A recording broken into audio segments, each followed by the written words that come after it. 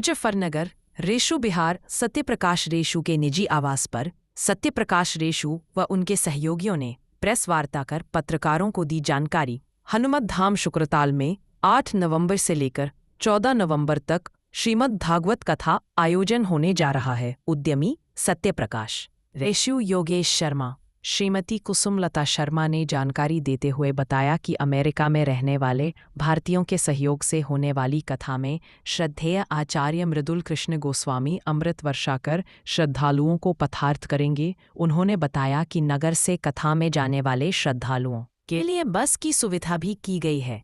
श्रद्धालुओं को बस समय से लेकर जाएगी, शुक्रताल कथा में जाएगी और रात्रि में समय से लेकर वापस नगर में छोड़ेगी।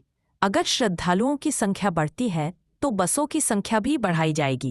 यही है कि अपने यहाँ कथा हो रही है शुक्रताल में, और हमारे स्वामी जी रामदास जी महाराज की उनकी पुण्य स्मृति में कर रहे हैं।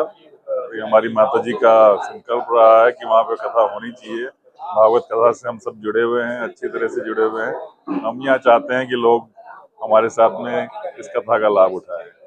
कथा व्यवस्था में सबसे मेन तो यही है कि वहाँ पे खाने की व्यवस्था है, रहने की थोड़ी सी व्यवस्था है बाहर से आए हुए लोगों के लिए, और अगर यहाँ पे कोई बस वगैरह की जरूरत पड़ेगी तो उसका भी इंतजाम किया जाएगा।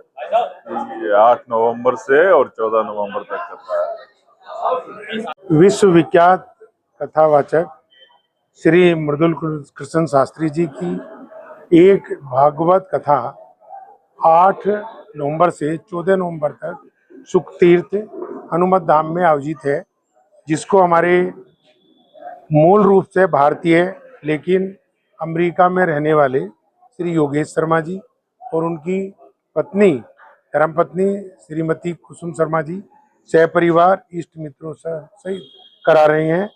इन्होंने वहाँ पे सभी भक्तों के रहने, आने जाने, खाने, सुरक्षा आदि की व्यापक व्यवस्था करी है। सभी लोग इसमें इस भागवत कथा में सादर आमंत्रित हैं, और इन्होंने ये भी व्यवस्था करी है कि सुख तीर्थ की गाथा को अमेरिका में जाके पूरे विश्व में फैलाएं, ताकि 1 रुपया 1 ईंट के माध्यम से पूरे विश्व से भक्तगण सुख तीर्थ से जुड़ सकें और सुख तीर्थ का चहुमुखी नहीं 100 मुखी विकास हो सके।